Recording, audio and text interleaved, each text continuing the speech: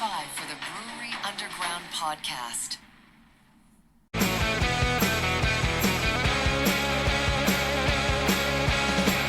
In Nashville's harbor wise, cracked and bruised when meets the skies. Stephen Scott, they lead the way. Brewery Underground, night and day.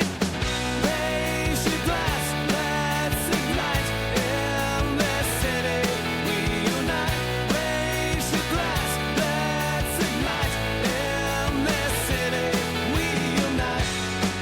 Hey, welcome back. Stephen Scott. We are on the Brewery Underground podcast, and we're from Nashville, Tennessee today. Scott, we certainly talk about craft beer quite often on this podcast. Today, we are going to be going down the road of talking about some good barbecue and also something that's really impactful to a lot of people in the Nashville area. We have on Carey Bringle, who is the owner of Peg Leg Porker. He is Bringle Smokin Oasis, Peg Leg Porker and Spirits, and a lot of other things as well. Carey, I know you do so many different things. You have a lot of business ventures. Is there anything that I missed there that you also want to throw in of like, hey, I also do all these other things? I've got my hands in a lot of pots, so so few things. Yeah, you do. When do you ever sleep? I try to sleep. I can't sleep a lot of times. We've also got Pig Star in the airport, and we're partners with Levon and Kim Wallace in Fat Belly Pretzel and Deli over in East Nashville. Okay. I heard you talk about Fat Belly, and I wasn't sure what that was. I did look them up today, and I saw the pretzel place, so that's what that is. Well, it's probably the best sandwich place in town. Oh, They nice. make fresh Dutch crunch bread every day for sandwiches. Oh, shit. Okay. All right. Hadn't heard it. You taught me something new. Oh, yeah. Well, I'll tell you what's really funny is I checked the temperature about 5 minutes before I came on here, and it was 98 degrees outside at the time we're recording this. Heat index about 107, but is it ever too hot to make barbecue? Well, no, we have to make barbecue every day because people want to eat it. But yeah, believe me, I've had some very hot days cooking barbecue. Yeah, exactly. I bet some of those cold days aren't so bad when you're near the smoker, right? It just depends on what type of smoker you use. That's true. They can affect a cooker a lot. Yeah, I'm sure this time of the year can be a little bit challenging, right? Oh yeah, absolutely. Yeah. Well, we first want to congratulate you on your induction into the Barbecue Hall of Fame, the class of 2026 by the American Royal World Series of Barbecue. You've had a lot of accolades. Hopefully, we'll talk a little bit about them on this episode. But man, can you talk right off the bat about this one, because it really has to be quite an honor for you. Yeah, I mean it's quite an honor. It's something that I was very excited to hear, and they got a good class going in this year with Mark Lambert and Ben Lang and Malcolm Reed, and then three more that are posthumous that have passed away that are going in as well that were legends. And so it was important to me, and it's a great honor. They choose that based on not just accomplishments, but also your contribution back to the barbecue community and how much you kind of give back and how much you educate and how much you mentor. And so I think that those all probably played a big role in that choice. Well, congratulations on that. Thank you. I want to throw some words at you guys. And Steve, tell me what they all have in common. Coffee shops, tap rooms, food trucks, breweries, restaurants. There's a kind of theme there, don't you think? A little bit of theme of some local businesses in the Nashville area, right? Small business, right? Yeah. And we all support and need to support and rely on small businesses. And it's one of the main reasons we wanted to carry on today is kind of talk about that stuff. With property taxes going through the roof, Carey can speak to that, in Nashville in the last several years. Even though we're brewery guys and beer guys, all those things affect us. We want our breweries to be there. We want our barbecue places to be there. We want our coffee shops to be there. And Nashville's property taxes are going through the roof, and it's important. It's important to all of us, and that's one of the main reasons we wanted to carry on today. Yeah, and it's also important to say that we're patrons. We love Peg Leg Porker. Been there many times, and certainly Peg Leg Porker opened in 2013. It's an institution in the Nashville area, and the institution is really kind of a little under fire a little bit. Can you talk about that, Carey, with the property taxes that have really impacted you and impacted your brethren in the Nashville area? Yeah, absolutely. I've talked about this for 5 or 6 years. When Cooper was in office, I talked about it and I brought up the issue and I raised a big stink and wrote a big letter. And I think people were shocked because they didn't understand. They knew their property taxes might have gone up a couple of $100, but they didn't understand what we were facing in the downtown area, with property tax. And some of the misconception is, oh, the city put in all this infrastructure and the city did this and the city did that. Cities don't do anything unless private business owners and leaders take the reins and develop.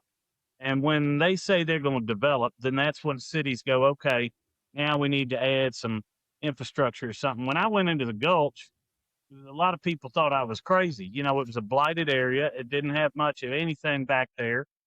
It was sketchy. And, a lot of people thought I was crazy. And, but we helped build that neighborhood and we pumped millions into it. And so did Market Street with, Jay Turner and Joe Barker. And, so did some other people that took chances in that area and built out infrastructure and built out hotels and restaurants. And, and we created jobs and we created revenue for the city. We created sales tax for the city. We created a liquor tax for the city. And, all of those add up. But then when they hit you with the property taxes, that's the one that really hurts. And mine went from $9,900 up to about $77,000 now.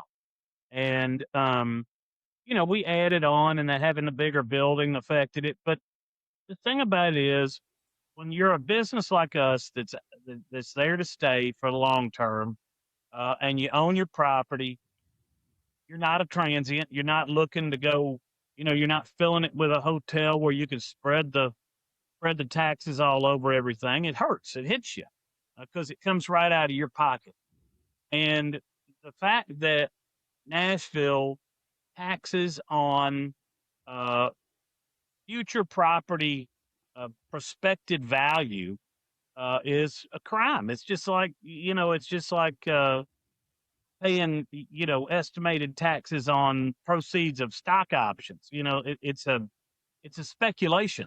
So the markets go up and they go down, and what they're taxing me on is where they think that the market is going to be, or where they think that it is right now, and those can be wildly different from what the actuality is.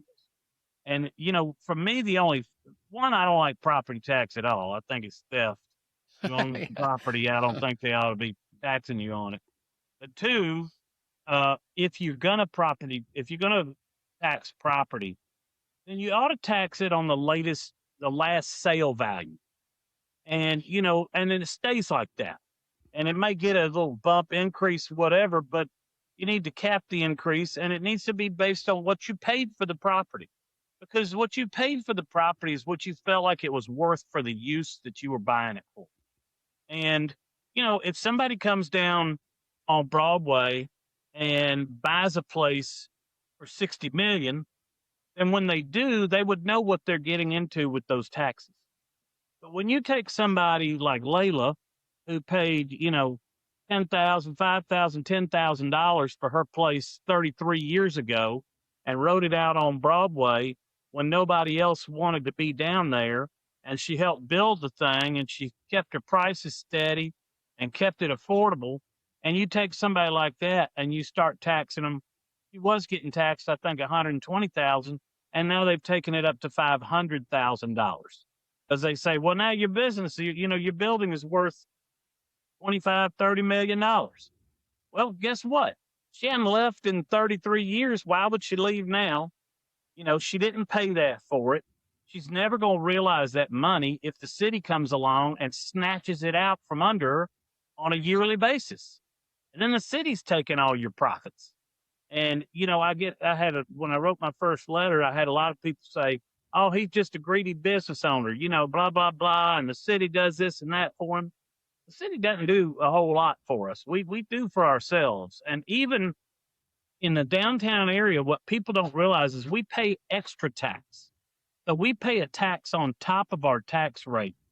And that money goes into the coffers for downtown for us to help maintain the infrastructure and the appearances and the cleanliness and the safety. And so people say, well, I had some writer say last time I wrote the letter, well, Carey gets something that the other people in the city don't get. They get to direct their tax dollars into their neighborhood. That's not an accurate statement. We get to direct the extra tax that we volunteered to pay for the neighborhood. It's just like a neighborhood association fee. I think you make some really good points. I moved here in the late '90s, and I used to work down off of like the Music Row area, and I was down that area not long ago to see the area I used to work. It's just dramatically changed.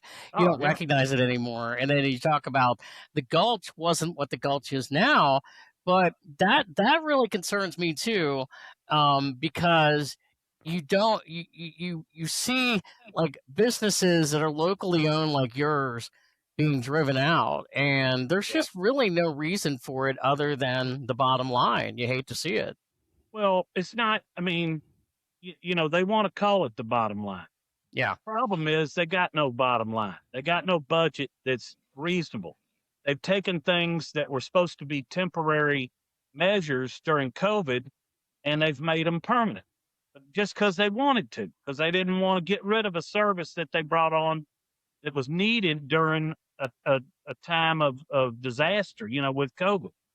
And so, the bad thing is if they were doing more for us, if they were, better to us, if they wanted to really help small business, they wouldn't be doing this.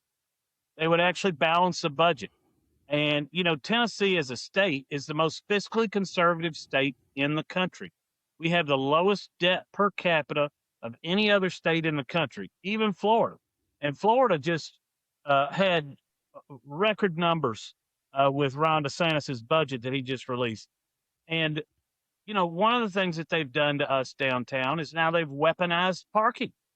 You used to be able to park on the street for free after 5 or 6.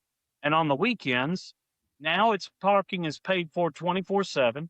A ticket went from $24 on the street to now it's $90 on the street. And they tripled the number of enforcement officers. And so they've weaponized our own city streets against us. And then what a lot of people don't know about Nashville that they did with NDOT is they created zones downtown. And this may be the first you're hearing about this, but I've been talking about it for the last few months. And so they've got a zone overlay for, say, where I am, and then they've got another zone overlay for down in the Broadway area. And you're restricted on how long you can park in that zone. And so even if you want to pay for parking and pay what they're charging for parking, once you hit your limit for the zone, which may be 3 hours, it may be 4 hours, they lock you out of the meters, and then you can't even park. Yeah. And so, and say you come to lunch for Peg Leg, you have an hour and a half long business meeting or a 2 hour long business meeting. You want to come back at night and go to Rudy's Jazz Room, and you want to go watch a show that's going to be 4 hours. Well, those last 2 hours, you're locked out of the zone, and you got to go move your car, and you don't have anywhere to put it because they've weaponized every street and every inch of every street.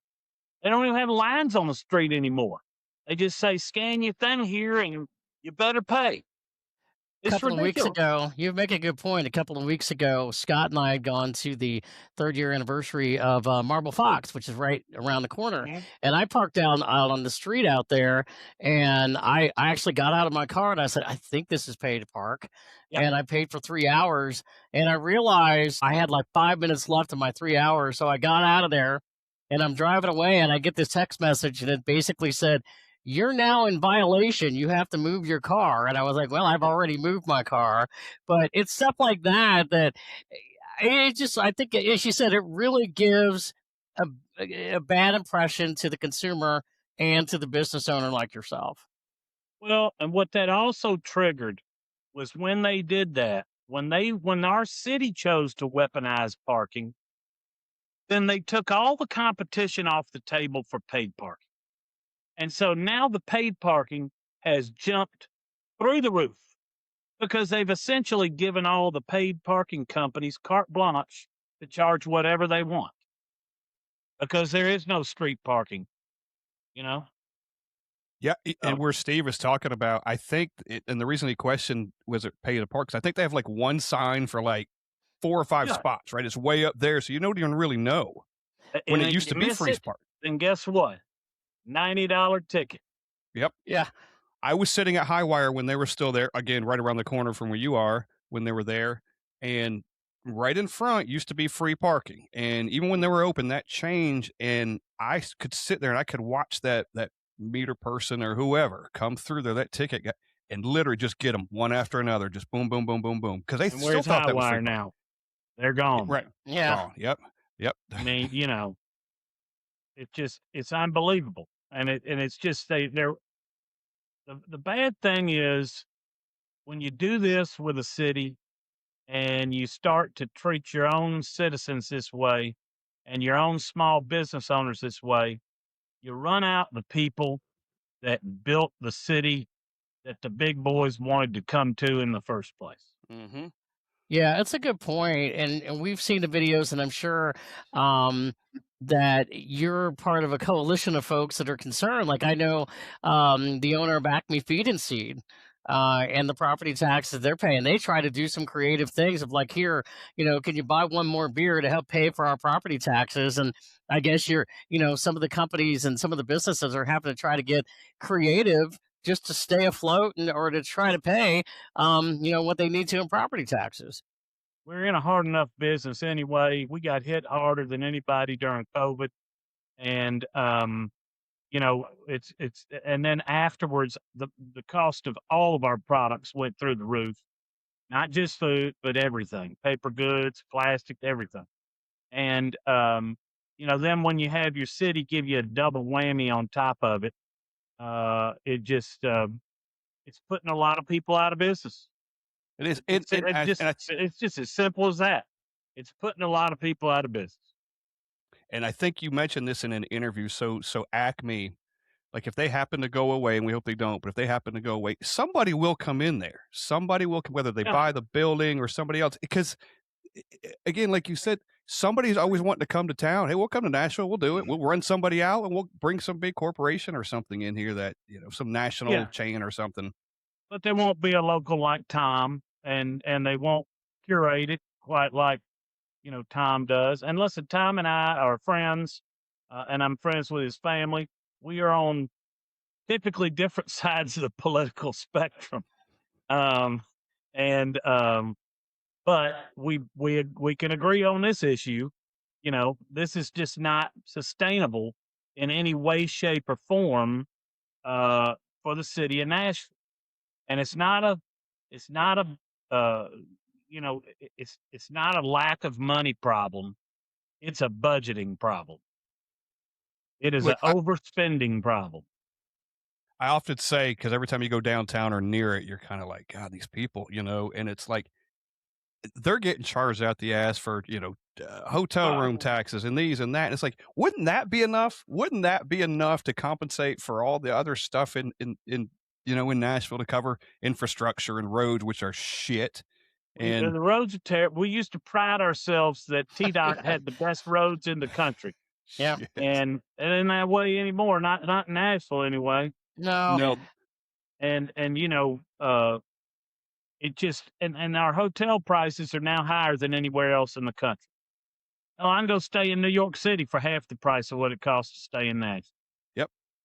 Like those taxes should, okay, if you want to keep coming here and pay those as a tourist, okay, that's one thing. Hell, build a new stadium if you want to. But but like back to the parking thing, if we're natives, or not even natives, but if you live here, you have a zip code in a certain place, you should have some kind of, however you do it, discount on the parking if it's a meter, something where it's like, I'm not paying $90 to park. I should pay 20 or 25. I stayed at the Music City Center the other day and parked, and it's $25. I thought it was fair for what I was doing. I was in and out and was out, but I Yeah. just feel like as locals or as people that live here, we should have some kind of discount on the parking.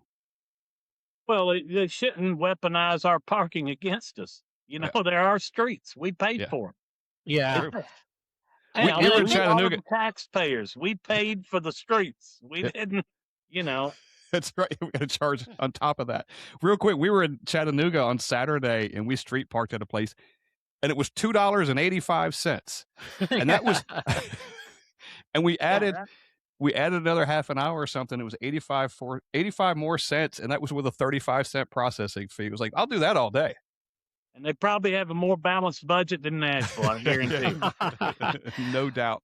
Well, I mentioned at the top of the podcast that you guys are an institution, and you really are. For people that, even though this podcast, we're based out of Nashville, we get people that tune in. There's also people from other parts of the country, and we've steered people when they're coming into town, go to Peg Leg Porker because it's near downtown. And can you talk about that? Because you get a lot of tourists that come in, and I'm sure you get a lot of influx of people from other parts of the country that want to come into your family-owned business. We do. We're lucky that we've got a national and international reputation, and that's driven in a lot of really cool and interesting people from all over the world. You know, and we love that. We want to feed people. I mean, that's what we're there to do, and we're 100% locally owned and operated. We don't have any backers, no business partners. It's me and my family, and you know, we've worked hard to make people feel at home and to put out a great product. And it's flattering when people take their time and come and eat with you, and want to make the time to seek you out. And so we've been very fortunate with that. There's a lot of great barbecue in this town, and most of us are friends. And you know, so it's you know, but now we're not competing against just barbecue people. We're just competing for dining dollars, because Yeah. there's so many big name groups that have, you know, big, huge budgets that are coming in from New York, from LA, from Chicago. And they're not opening up one, they're opening up 3 and 4 restaurants at a time. And then if those are successful, they're opening up another 3. And it's tough to compete for those, just for the dining dollars. It is, Carey. Your Peg Leg is one of those places that tourists come to, as Steve just mentioned, and locals go to as well. And we are one of them. And it's nothing to be there and sitting at your place and eating, and seeing a group of people walk up with their suitcases, where either they just got off the plane Yeah. and they're headed downtown, or they're getting ready to leave. Like, you can tell, but it's a really good mix of that. And we recognize it, and we go as locals, which I think in a lot of places, you know, we wouldn't go downtown for anything if we didn't have to. It's, you know, it's tougher. We lease a lot across the street from us, so now we have parking available for our customers. But again, it cost us a fortune to lease that lot. What that lot cost us, you know, 3 years ago is about a third of what it cost us now.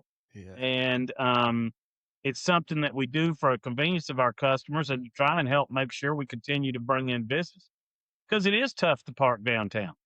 And it is tough for locals to come downtown. And you know, things like CMA Fest that used to be all over the city with different stages everywhere, you know, the people would come in and they'd go to all the local restaurants. Well, when they decided to jam it all into Nissan Stadium, you know, everybody stays over there. They either go to Broadway or go to Nissan Stadium, but they're not going around the rest of the city most of the time. And it actually hurts us, because the locals don't want to come downtown because they're afraid it's going to be a madhouse. And, you know, even though where we are is not, but you know, and then the tourists don't come to you because they put them all in a stadium and they're feeding them hot dogs and burgers, you know? Yeah. So, Yeah, we've heard that from other businesses too, right? For CMAs, for that exact reason that you just said. Yep. Is there any kind, and I'm sure you've done this, but is there any kind of appeal process through the city that people can Sure, try? you can appeal your property taxes, and we do every time they do a new assessment or they increase the rate. But it's a long process. They're backed up over a year. You have to pay them in the meantime, and so you really don't get a whole lot of relief if you do. Win your appeal. It's been a long time, and chances are you've had to pay somebody to help you appeal it, and they're going to get a percentage of whatever you get back or whatever you save. Who is looking at the appeals? Like, do you think it's fair and just? I don't know. I mean, I've had during the appeals process, I've had certain properties where my attorneys that are appealing have said, "Hey, we think this is a reasonable rate. We're not going to appeal this one." But certainly with others, they've said, "Absolutely, that's not reasonable. We're gonna, we totally want to appeal that." And so we've done that. In 2027, there's some voting that comes up. I think you had mentioned this, where isn't it going to reduce some members of the council or something from like 40 to 20 something? Yes, I think we're supposed to reduce the council down to 20 members. It was a state law that passed, and it got appealed. Of course, they fought it, and then I think we won the appeal, and so that is supposed to be reduced in 2027, which will be a big step. But you still got to get the right council members in. Yep. Our council is bigger. Our council, I think, is the third largest in the country, behind New York and Chicago. Even Miami has a 12-person council. And, we've got 40, 42, 43, something like that. It's ridiculous. And it's hard to get anything done. And, you just can't govern like that. And I'm not happy with, and I don't hate Freddie. We're friends, and we used to serve on the Gulch Business Improvement District together. But I don't like the job he's doing. I don't like his policies. I don't like his transit plan, which made transit worse. It Yeah. didn't make it any better. It took Right. perfectly good streets and it jammed bike lanes into them that nobody uses. And, it's made traffic worse, especially around the area where we are. Yeah, if you ever get stuck behind a bus or in the lane a bus is in this city, it just stops the lane up completely. Yes. Like, I've been to other countries in Europe, and the buses are great. We take the buses. When they pull over to pick people up or drop people off, there's a little side thing they pull off. They don't block anything. Traffic just keeps going. That's and I know what you're talking about is, hey, we're going to do speed bumps, and we're going to do sidewalks, and we're going to do bike you lanes. can't drive down a street in this town without hitting a speed hump. Nope. My God. Yeah, there's a space when I get off. There's a stretch. I think it's a quarter mile. There are 10 when I go home from work. There are 10 between where I get off and the stop sign, and it's like a quarter mile. It's ridiculous. Through a neighborhood. I like when those little pylons they put in, and they're starting to get. You can see it now. They're starting to get run over. Oh yeah. UPS And like half of drivers just run right over them. You know how much those are but they're between 150 and 250 to replace each one of those. Wow. I wonder how active they are replacing them. When I see them, it looks like a war zone. Like they're just laid everywhere. Well, now what they've done, because they keep getting run over, is now they've gone back and put little rubber curbs in between them. Wow. So as if we didn't spend enough money on the stupid ass pylons in the first place, now we're spending even more money because they've been running them over as fast as they can put them up. Yeah. It's ridiculous. I'm sure sometimes people come in and they hear about what's going on. Is there anything like a podcast like this? You've gotten a lot of media attention, but is there anything the public can do to help your cause and to bring more attention to this? Well, look, call your council person, call the mayor's office, email them, harass them. Don't get ugly and physical. Don't do anything, Right. violent. But make your voice heard, and then go support your local businesses. Small business owners, like you said, are struggling. It's a tough time. It's a lot of competition out there. There's getting more and more, and they're from a lot bigger groups and who have a lot more money and a lot more staying power. And so, if you see a local business and you talk about going to local, actually go. Don't just talk about it. Actually Hmm. go and Right. eat with them. And I'm gonna be all right. We do we do well enough to where it, it's not gonna put me out of business. At least right now, it's not. But it is gonna put it. It already has put a lot of people out of business, which I warned against 5 years ago, Yep. and it's gonna put a lot more people out of business.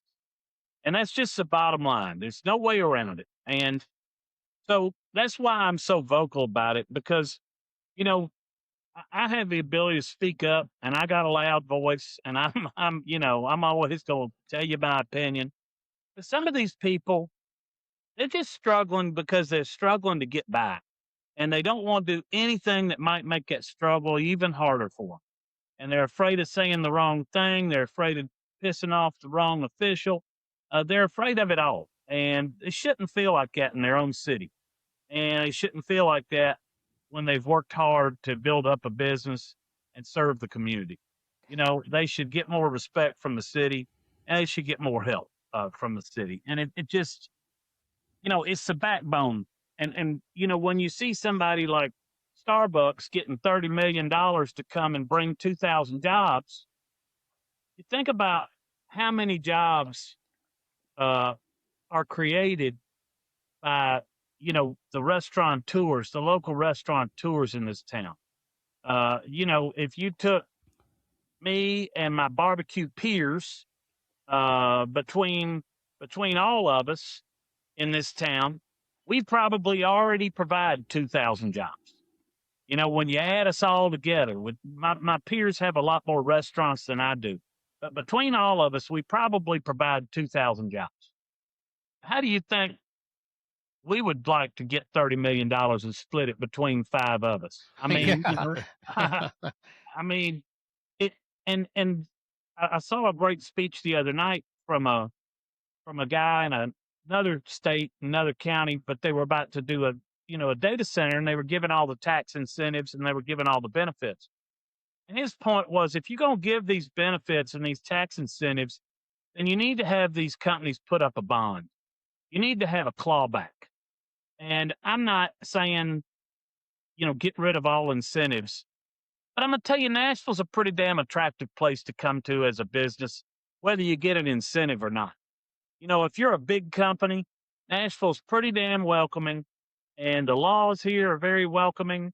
And why would you not want to be here? And there's a lot to do. There's a lot of great food. So, do we really have to spend that money for them to come, or were they just coming anyway? Right. Right. And if you spread that same 30 million over your small business community, it would change lives, and we would have a much more vibrant small business community. Oh, it would lend itself to people opening other businesses. Maybe some of those people go and take some of that money, and open another business. 100%. 100%. You mentioned earlier about when you opened Peg Leg in 2013 and the Gulch wasn't what it is today. And obviously, you take a lot of pride in that. Could you ever foresee if your property taxes keep going up that you would consider moving somewhere else? Sure. Absolutely.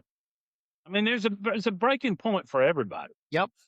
and you already see, like I said, my peers have multiple locations. They're moving out to the suburbs. So they're going outside the city, and going outside the county to other counties where they're more business friendly, where their taxes are lower, and where people are begging for great food.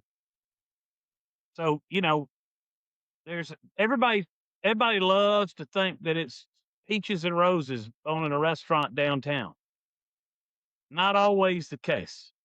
And we've been fortunate. We've been very blessed that we've had a vibrant, like you said, local and tourist community that frequent our restaurant. But that doesn't make it any easier to make money in this environment. It's still very difficult. And when you feel like your city is fighting you, um, then it's really disheartening. If you were to sell your building and you make that $5 million or whatever the city says it's worth, you would Right. still pay a penalty, not a penalty, but you would still pay a high tax when you sold it too, right? Well, sure, I've still got Yeah. capital gains tax that I'd have to pay unless I did a 1031 exchange into another building. And, you're paying, like I said, you're paying taxes every year. So if I'm paying $70,000, $77,000 a year, then, in 10, 20 years, when I finally do sell my building, depending on what the market looks like at the time, it may be worth $3 million then. And Mhm. then the city has just milked not only all my profit, if I even had any, they've taken more than that. Mm-hmm. It's not a fair tax the way that they're calculated. It's not. And if you were to sell it, now or even before you wanted to get out of it, it's like, where the hell would I go? And that's the same with Yeah. homeowners around here. It's like, oh, you can make a bunch of money on your house. Well, shit, where am I going? Yeah, Yeah. 100%. Yeah. 100%. Yeah, and well, the other thing too is we do a podcast and we talk a lot about breweries and craft beer a lot.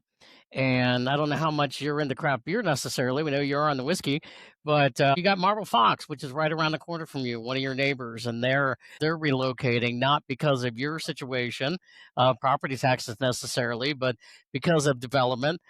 We know that Barrique closed not long ago because of eminent domain. I mean, we're seeing those other factors too, and so we've been following this kind of thing for a while, and it really, again, kind of go back to the whole thing. We just see it, and it's a really big concern. Oh, it is. Absolutely. It just, when taxes go up, rents go up, everything goes up, and it just And makes for it you, harder.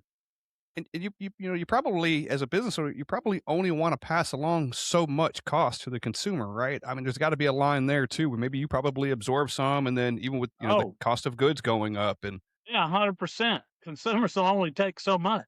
yeah, because then they just won't come at all. You're like, what? Yeah. $18 for a hamburger? Shit, no. Yeah.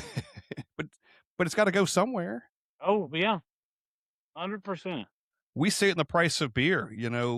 Again, breweries Sure. and tap rooms and stuff we go to. It's like shit. I mean, we're going to continue to drink it to a point, maybe. I don't know what that Yeah, it point used is, to be but we're going $4 a pint, now it's a $3 or $4 a pint, and now it's, 8, 7, 8, 10, yeah, just depending and on that's what at the you're drinking. yep, that's at the brewery. If you go downtown or in Bridgestone Arena or Nissan, God, it's $15 for a Miller Lite, and Oh, that's yeah. not an exaggeration. Oh, no, it's not. My wife and I went to a concert not too long ago, and our first round of drinks was $85. Wow. You're Yeah. like, did that include parking? No, No, didn't include it parking. does not include No. parking. Would you want to change gears a little bit and talk about some peg leg and some food and some stuff? Sure, absolutely. All right, so I was at recently. I was at, and I'd been before, but I stopped over. I was telling you earlier, Bringle's Oasis. Yep. Bringle Smokin Oasis on the west side, and you've got Peg Leg Porker. You mentioned, what are the difference between those two places? Now you got different food items in both, and they're different parts of town, but the Absolutely. setups are different. Yeah, Peg Leg is a straight West Tennessee barbecue place. It's real Tennessee barbecue. Which when I was growing up, that was pork and chicken. That's it. No beef, and nobody was serving brisket. It was an anomaly. It was something Texans ate, and if you wanted, you'd probably go to Texas, and that was kind of the thing. It was my whole family's from West Tennessee, from Memphis and from Yep. Covington. And so certainly pork barbecue was king, and there was no debating that. But the consumers now, they love brisket and Texas barbecue, and it's good. It's great stuff. And so we decided with Peg Leg we would just stick with our pork and chicken, and that's what we always intended to do. Dry ribs, we don't serve a wet rib, and we stuck with our guns, make it pretty simple, make it a pretty straightforward menu, and that's it. And we didn't want to try and be everything to everybody. We just wanted to be what we were. And with Bringle Smokin' Oasis, I was offered that property. I wasn't going to open another restaurant. My buddy Shane kept telling me I need to serve beef ribs because nobody in town was serving a beef rib. And so I decided that we would do a Texas style place over there. It's a unique lot. You've been over there. It's a great area, really fun outdoors, and great place to watch games. It's amazing. World Cup right now, and then Yeah. but inside it's a cafeteria style line. You walk through, you get all your sides, and then we slice the meats right there in front of you on the board, and it's all by the pound. And I had brisket's pastrami. getting expensive right now. I mean, it's Yeah. not cheap. Ever seen a slab of pastrami like you guys had over there? Like not a pastrami sandwich, but almost like you would cut a brisket up. It was like a slice of it. It was fantastic. I'd never seen that before. We call that the sleeper hold. People think, oh, I don't know about pastrami because they may not be a corned beef fan. I'm not a big corned beef fan, but I'll tell you what, that smoked pastrami is. Smoke anything in town. It's great. It was It really awesome. is Somebody good product. somebody got in front of me and I go, well, shit, I'm getting that. Yeah. Yeah, we talked. I good. mean, we talked about how much things cost earlier, and I would have to think as a business owner, restaurant owner, that has to be one of your biggest struggles, where everything is going up and the cost of everything is going up, and you go, we don't want to raise prices that much because people are going to run away. They're going to go elsewhere. How do Yeah. you balance that out? It's tough because you want to try and have something affordable for the consumer, but it's not always possible with what they want to eat. It's everybody wants a filet. They just don't want to pay the price for it. And if you can offer them a good alternative or something, then that's great. But we try and keep it reasonable over at the Smokin' Oasis and at Peg Leg, but we have to be realistic about our costs. And costs have gone up. Yeah. We used to when I have a was there, $10 lunch special, and we tried to keep it for years, and it just, it just became almost impossible. and the other thing too, and I saw this when I was there a couple of weeks ago at Smokin' Oasis. Families are there, and I'm sure they're at both places too. But I saw, I was Oh, out yeah. there, and I was sitting out there, and I was eating, and kids and the families are there. So that's a conscious thing too. You're like, hey, families want to come up. They got to be able to afford to feed 4 people, at least. Oh yeah, no, we wanted to make it family friendly and animal friendly, and in fact, we're just now introducing some new family meals that people can come and pick up. Because they're running around on weekdays, taking the kids to practice, to ball games, everything, and they don't always have time to sit down, but they don't want to get fast food. And so we're offering some family meals over there that are affordable, like a whole chicken and 2 pints of sides and some bread that you can come and pick up for, $40 that will feed a family of 4. And now you've fed them for a reasonable cost, but they've had something that's wholesome and good and not some junk food that you're driving around picking up in the car from a fast food place. And Yep. so, those are the ways that we're trying to serve our neighbors over in the nations and, be an integrated part of the neighborhood. When we became, when we opened up as family and dog friendly, I think it really was a big blessing. The neighborhood really embraced it because they're like, man, now I can walk down the street with my kid. I can have some beers. I don't have to worry about driving. I can bring my animals, so I'm not having to leave it at home. They're all fenced in, and they're having a good time, and it's a good atmosphere. And so it's been great, and we've been embraced by the neighborhood, which we appreciate, and we try and serve them every way we can. And it looked to me like it did like the housing there. We were just talking about that earlier. Housing, there's some huge developments being built literally directly behind you, which I assume you get a lot of walk up traffic and people being there. So that's got to be beneficial, hopefully. Yeah, 350 new apartments. Hell yeah. I bet they like barbecue. Like that. Yeah. Carey, on your website, I mean, we could talk about them for an hour, but there's so many accolades that you have of what you've won, what you've competed in, but you've been competing in barbecue competitions for over 20 years. I think I looked, it was like maybe 27 years. Is that right? Something like that? 33. 33. Okay, it's 33, even longer. Right. Wow. I mean, I was never out there competing a lot on the circuit. It was mainly just the world championship down in Memphis, sure. which I cooked for the last 33 years. Yeah. Up until this last year, I skipped it. I was just needed a break, and Yeah.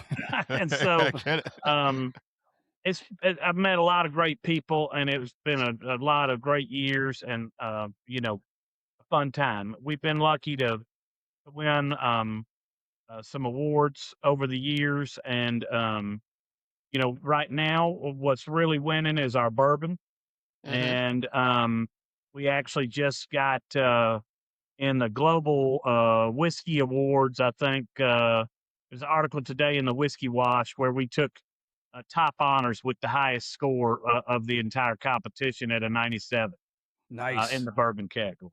Nice. And so we won a platinum, and we took overall leader in that competition with our 12-year-old expression. Our 8-year-old Tennessee Straight Bourbon is a finalist for Best in Class at San Francisco World Spirits. It won a double gold and a platinum this year. And then at the Ascot Awards, our Full Proof took a double platinum.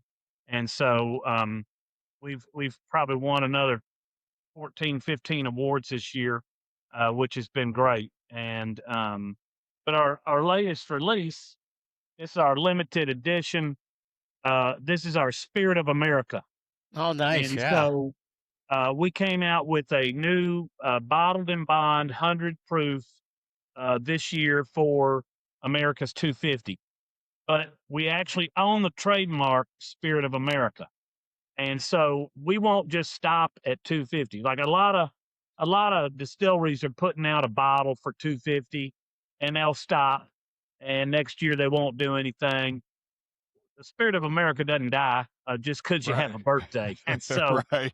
um, we really feel like the story behind this bourbon is that I feel kind of like I've lived the American dream. And, I was able to overcome cancer at 17, summer before my senior year, and move on and have a career, marry my high school sweetheart, have 3 beautiful children, and then start a career that I loved with barbecue, and then start another career I loved with bourbon.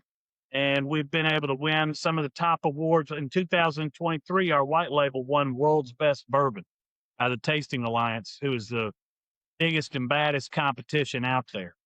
And so that's quite an honor. And so that's what this bottle's about. It's about living. Everybody's got some stories like that in their life, whether it's them or whether it's a relative.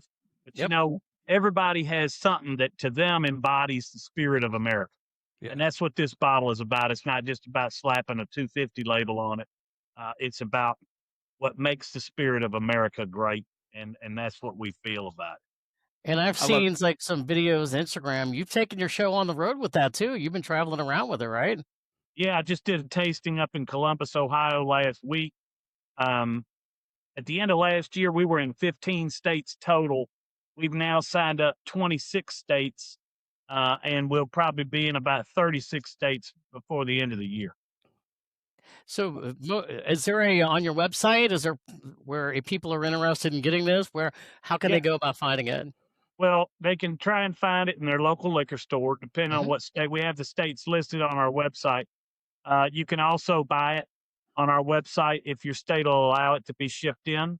And so, if you want, you can, put a quick search of Peg Leg Porker Tennessee Straight Bourbon. You should be able to find it. Or searching for the Spirit of America, you should be able to find it. I learned something, and this was just a week ago. You've got a tasting and bottling facility I did not know existed Yeah. until a week ago. Can you Yeah. talk about And, that and real they quick? can I know go get it in our tasting room. We're open okay. Friday, Saturday, and Sunday.